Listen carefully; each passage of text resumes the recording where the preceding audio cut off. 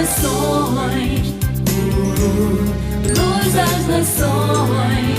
Alturas eu sei que há de ver a luz que ilumina, luz das nações, luz das nações.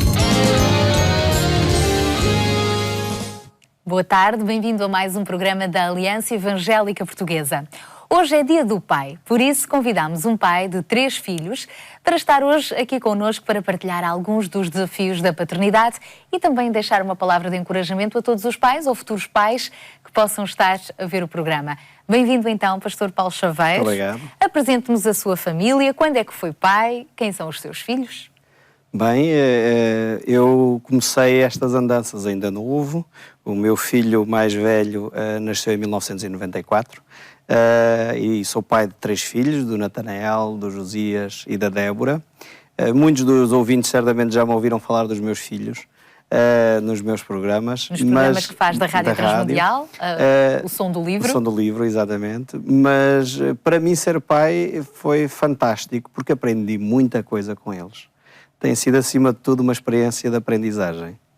E quais são os principais desafios que a paternidade traz? Bem, são diferentes da maternidade, certamente, não é? As mães têm uma relação muito particular com os filhos, mas os pais também. É curioso que alguns dados estatísticos mostram que a ausência da figura paterna no lar promove, infelizmente, muito mais delinquência do que a ausência da figura materna. Os pais têm um papel determinante na educação dos seus filhos. E é fundamental que os homens entendam isto. Ser pai é um privilégio, não é só as mães que têm este privilégio. Ser pai é um privilégio. Para mim, deliciei-me ser pai e continuo a ser. É um desafio maior quando eles chegam à adolescência. Aliás, havia um autor que dizia a certa altura: antes de eu ter filhos, fazia grandes conferências sobre educação. Depois os filhos nasceram, passei a fazer seminários sobre educação. Quando eles chegaram à adolescência, fazia colóquios sobre educação. Agora eles têm filhos, eu dou sugestões sobre educação. A educação é realmente um desafio enorme e as crianças não vêm com manuais, então a gente tem que aprender com eles a ser pais e a ser mães, não é? É um grande desafio. E como é que a Bíblia também tem contribuído para essa aprendizagem? A Bíblia fala sobre o papel do marido e do pai na família? Sem dúvida. Eu acho fascinante quando nós olhamos para a pessoa de Jesus Cristo, há uma personagem que é muito omissa na vida de Jesus, que é José. Mas quando a gente percebe que as pessoas identificavam Jesus como o filho do carpinteiro, José dá a ideia de que ele era um pai extremamente presente, tanto que Jesus é considerado o carpinteiro. Deveria ter passado horas e horas lá na carpintaria com o seu pai para aprender esta arte, obviamente, tanto que Jesus é identificado como o filho do carpinteiro e o carpinteiro. José tem um papel determinante na vida de Jesus Cristo. E, aliás, as Escrituras mostram o papel que o homem tem. A educação era essencialmente masculina. Os pais é que tinham a grande responsabilidade, como diz aqui o livro de Deuteronômio, capítulo 6, que estas palavras que hoje te ordeno estejam em primeiro lugar no teu coração e depois tu as inculcarás a teus filhos e delas falarás assentado na tua casa, andando pelo caminho e ao deitar-te ou ao levantar-te. Ou seja, o papel do homem na educação dos filhos é um papel contínuo e infelizmente hoje assistimos a um fenómeno que é os pais não terem tempo para passar com os seus filhos. E isto é uma pena enorme. Mas, por outro lado, há aspectos otimistas, que se começa a perceber que as novas gerações perceberam já a importância dos pais serem presentes e vê-se com alguma frequência hoje os pais irem para o jardim, brincar com os seus filhos. Começa a haver uma nova mentalidade sobre a importância do papel do homem pai na educação dos seus próprios filhos. E isto é fundamental. E que exemplos, que valores é que tem a preocupação de passar como herança para os seus filhos? Eu costumo dizer aos meus filhos, eu não sou rico para deixar bens, portanto eu espero que aquilo que eu deixo a eles sejam os meus valores, aquilo que eu aprendo das Escrituras, procuro conformar a minha vida às Escrituras e que eles possam ver em mim um homem que pelo menos é honesto consigo próprio, capaz de admitir as suas falhas, reconhecer a necessidade e a importância de ter Deus como referência e orientação para a minha vida, a importância da honestidade, e aquilo que era um valor que o meu pai me passou a mim, que é a questão da palavra de honra. Eu acho que hoje tem-se vindo a perder isto. Hoje até os contratos escritos às vezes já não valem nada. Mas eu ainda sou daqueles que acredito que a palavra tem valor.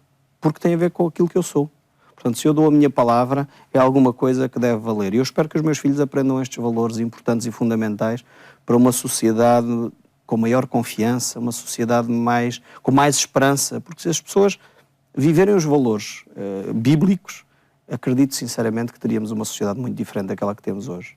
E como pastor, também leva os seus filhos à igreja apenas porque é o pastor da igreja ou porque acredita que é importante as crianças desde pequena familiarizarem-se também com a Bíblia, com quem foi Jesus, quem é Jesus, a igreja?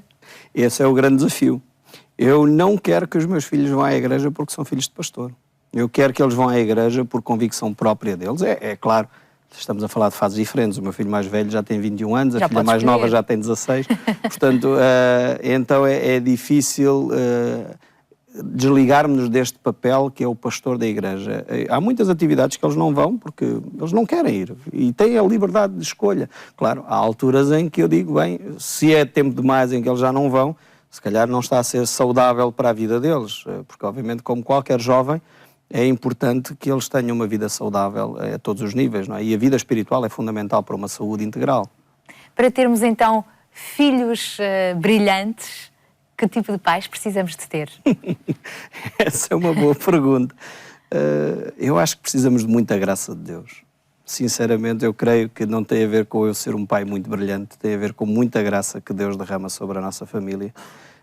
E o estarmos vulneráveis a aprender de Deus, a deixar-nos moldar.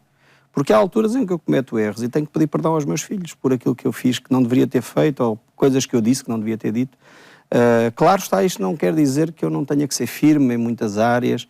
O nosso papel de pais, muitas vezes, é repetir N vezes a mesma coisa. Faz isto, e faz isto, e faz isto, até que aquilo se torne prática, por exemplo, quando eles começam a lavar os dentes.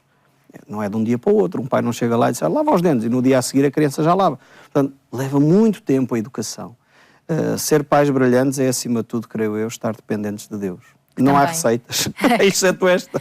Ele que também é o nosso pai de amor, é verdade. Sem dúvida. Obrigada, pastor, por ter estado aqui Obrigado, à conversa connosco. De facto, ser pai é receber de Deus a bênção de ter um filho, é ser um exemplo no relacionamento entre o casal, promovendo o amor, o diálogo no lar, é educar a criança no caminho onde deve andar para que quando ela crescer, possa escolher e não se desvie dele.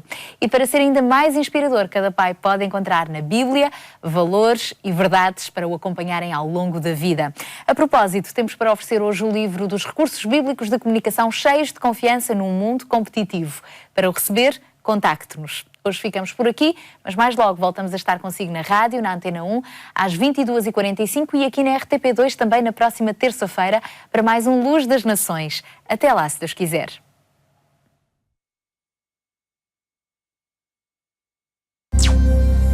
Luz das nações, luz das nações.